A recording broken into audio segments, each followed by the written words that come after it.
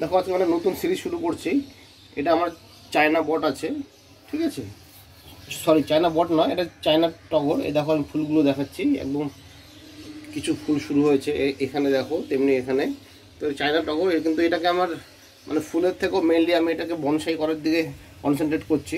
এবার আমি একটু দেখাতে বলবো এই ইয়েটা, দেখো এই ঘুড়িটা দেখো, এটা কিন্তু একদম বনসাই শেপ চলে এসছে। আমি যদি বনসাই ইয়েতে পটে যদি ট্রান্সফার করি তাহলে কিন্তু এটা দেখতে অনেক সুন্দর লাগবে। আর উপরে আমি ব্রাঞ্চ স্ট্রাকচারটা দেখতে দেখা যায়, এটা পুরো আমব্রেলা শেপ চলে এসছে। দেখো তুমি যদি দেখো, এটা হচ্ছে ব্যাক সাইড, এটা ব্যাক সাইডটা দেখতে ভালো লাগবে না, কিন্তু এটা পুরো দেখো আমব্রেলা শেপ, একই হাইটে এটা কিন্তু পুরো আমব্রেলার মতো ছড়িয়ে আছে। সামনে থেকে দেখলে, ফ্রন্ট সাইড দেখলে দেখো, এটা হচ্ছে ফ্রন্ট সাইড। ফ্রন্ট সাইড থেকে দেখলে তোমরা কিন্তু অনেক দেখতে সুন্দর লাগছে। এবং আমি একটু এখান থেকে নিচ থেকে একটু ব্রাঞ্চ স্ট্রাকচারটা যদি এইভাবে দেখাতে বলি, দেখো নিচ থেকে দেখো ব্রাঞ্চ স্ট্রাকচারটা কিন্তু খুব সুন্দর চলে এসছে। দেখো পুরো ঝাঁকড়া হয়েছে, বুশি হয়েছে। তো এবার এটাকে আমি আজকে প্রুনিং করব যাতে এটা আরও ভালো শেপ নেয়। এবার তার জন্য আমি ব্যাক সাইডটা নিয়ে এলাম। আর আজকে আমি প্রুন করার জন্য দেখো এই টুলটা ইউজ করছি। এটা আমার একটা কাটার আছে, প্রুনার আছে। দেখো প্রুনারটা এমনি নর্মাল অবস্থায় এভাবে লক থাকে, এটা হচ্ছে লক। এটাকে যদি এভাবে যদি ঘুরিয়ে দিই লকটাকে, তাহলে কিন্তু এটা আনলক হয়ে গেল। এটা আমি অ্যামাজন থেকে নিয়েছি, তোমরাও অ্যামাজন থেকে নিতে পারো এরকম টুল। এবার দেখো আমি এটাকে তাড়াতাড়ি ইয়ে করবো, দেখো প্রুনিং করবো। প্রুনিং প্রসেসটা তোমরা দেখো। এবার এরকম হাইটে রাখবো আমি, হাইটটা একটু আমি এটাকে শর্ট করব, হাইটটা একটু বেশি হয়ে গেছে। তো আমার হাইটটা এরকম হবে মোটামুটি, মাটি থেকে এখান থেকে ইয়ে থেকে সয়েল লেভেল থেকে মোটামুটি ধরো এই 7 ইঞ্চি 8 ইঞ্চি এরকম একটা হাইটে আমি এটাকে প্রুন করবো। তো দেখো তোমরা কীভাবে প্রুন করছো।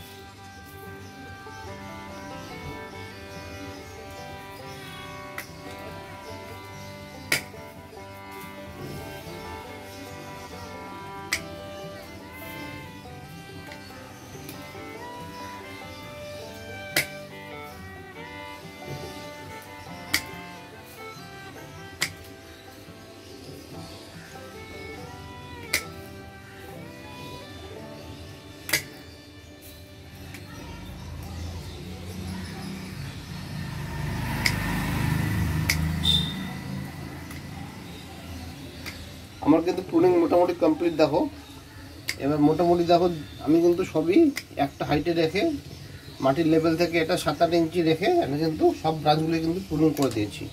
এবার দেখো এই সব জায়গাগুলো থেকেই কিন্তু, বেশিরভাগ জায়গা থেকেই কিন্তু একটা জায়গায় দুটো করে ব্রাঞ্চ তৈরি হবে।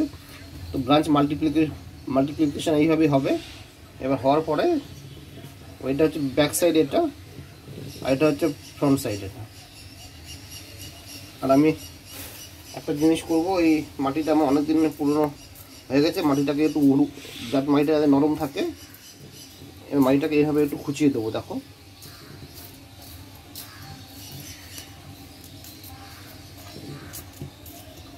তাহলে কি হবে, মাটিটা কিন্তু অনেক আলগা হয়ে যাবে এবং এর মধ্যে কিন্তু মানে এয়ার সার্কুলেশন ভালো হবে। আর এতে কিন্তু আমি যখন ইয়ে করবো, ফার্টিলাইজ দেবো, যখন সার দেবো, তখন কিন্তু সারগুলো কিন্তু একদম নিচে অবধি চলে যাবে, মানে গোড়া অবধি।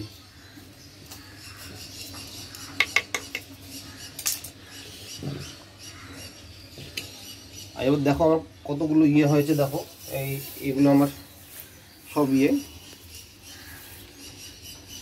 দেখে তোমার কষ্ট হবে, কিন্তু এটাকে বনসাই শেপ দেওয়ার জন্য, আরও ভালো শেপ দেওয়ার জন্য আমাকে কিন্তু এগুলো প্রুনিং করতেই হবে টাইম টু টাইম, বছরে মিনিমাম 2 বার।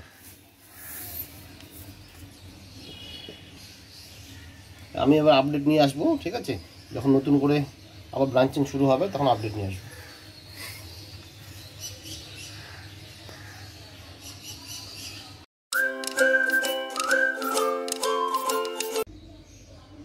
আজকে আপডেটটা নিয়ে এসে দেখো চায়না বটের। এর আগে যখন প্রুনিং করেছিলাম খুব বেশি দিন হয়নি, খুব 12 থেকে 13 দিন হবে। দেখো সব কিন্তু নতুন করে ব্রাঞ্চিং শুরু হয়ে গেছে, তোমাদের কাছ থেকে দেখাচ্ছি। সবই কিন্তু একদম নতুন আমি পুরো হার্ড প্রুনিং করেছিলাম, একটাও পাতা ছিল না, সবই কিন্তু আমি প্রুন করেছিলাম। দেখো কীরকম সব নতুন নতুন বার্ড বেরিয়েছে। আর তোমরা যদি এটা দেখো, ট্রাঙ্কটা দেখো, ট্রাঙ্ক কিন্তু যথেষ্ট মোটা। আমার কিন্তু কিন্তু বনসাই মেটেরিয়াল তৈরি হয়ে গেছে, আর 2-3 বছরের মধ্যে এটা একদম পিওর বনসাই হয়ে যাবে। তবে এখন আমি এটাকে বনসাই বলতে পারি। আমি এখনও বনসাই পটে ট্রান্সফার করব না, আরও 1 বছর রাখবো মিনিমাম, তারপরে এটাকে আমি বনসাই পটে কনভার্ট করব।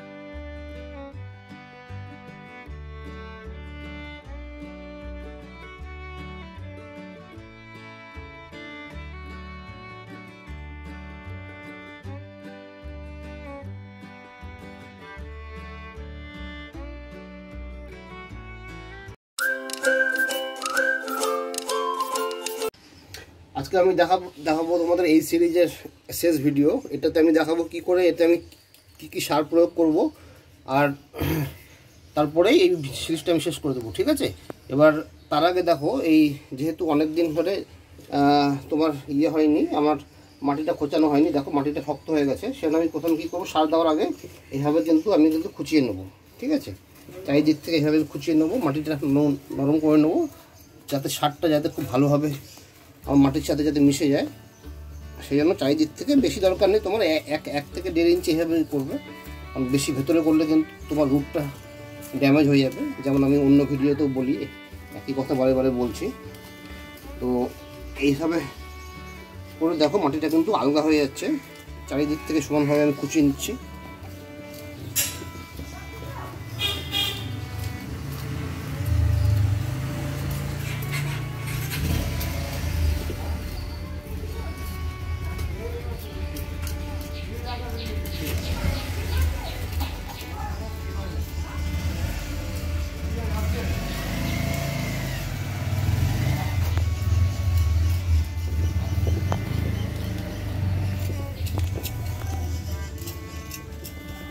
এইভাবে মাটিটা খুঁচিয়ে নিলাম। দেখো এবার হাত দিয়ে এবার একটু দেখে নিচ্ছি মাটিটা ঠিকঠাক হলো কিনা। দেখো মাটিটা কিন্তু একদম নরম হয়ে গেছে, আলগা হয়ে গেছে। এবার আমি কি করব,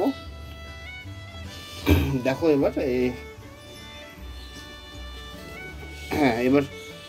এবার আমি সার দেবো। দেখো কোন সার কীভাবে দেবো, তার জন্য আমি এখানে সারটা আগে থেকে করে রেখেছি। দেখো আমি 5টা উপাদান আমি এখানে মিশিয়েছি। তার মধ্যে একদম কোণে যেটা, এটা হচ্ছে ভার্মি কম্পোস্ট। তোমাদের কাছে যদি ভার্মি কম্পোস্ট না থাকে তাহলে তোমরা কিন্তু গোবর সার ইউজ করবে। আর তারপরে দেখো এটা হচ্ছে হাড় গুঁড়ো, পশু পাখির হাড় গুঁড়ো পাউডার বা বোনডাস্ট পাউডার। আর তারপরে হচ্ছে নিম খোল। আর তারপরে হচ্ছে সর্ষে গুঁড়ো, ঠিক আছে, সর্ষে খোলের গুঁড়ো। আর একদম লাস্টে হচ্ছে এটা ওই শিংকুচি। এবার এটা কীভাবে নিয়েছি দেখো, এই যে আমার একটা চামচ আছে, এই চামচের সব কিছুই কিন্তু আমি 1 চামচ করে আমি কিন্তু নিয়ে নিয়েছি, সবগুলোই 1 চামচ করে আছে। এবার আমি কী করবো, এগুলো সব একসাথে মিশিয়ে দেবো। দেখো মিশিয়ে দিয়ে আমি এটা পাউডারটা তৈরি করলাম, ঠিক আছে?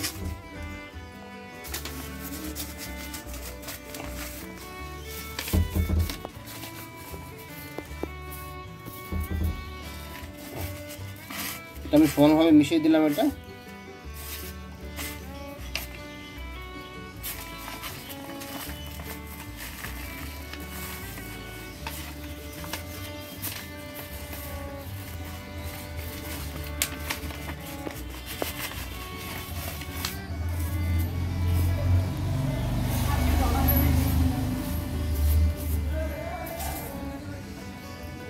দেখো আমার কিন্তু মিক্সারটা কিন্তু রেডি হয়ে গেল।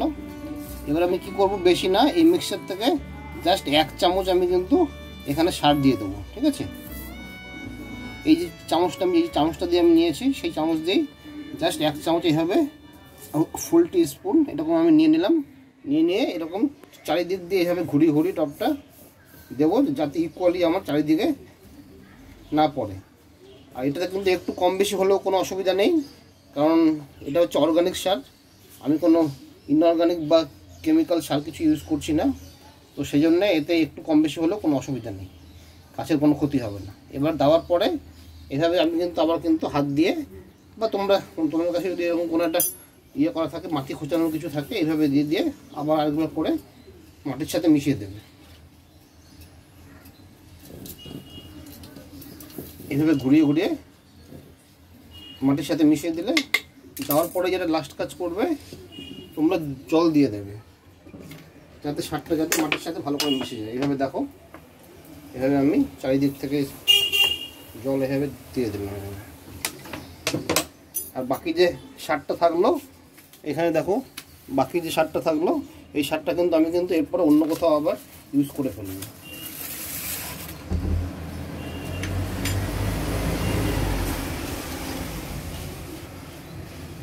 এবার দেখো চারিদিক থেকে একবার দেখিয়ে দিই।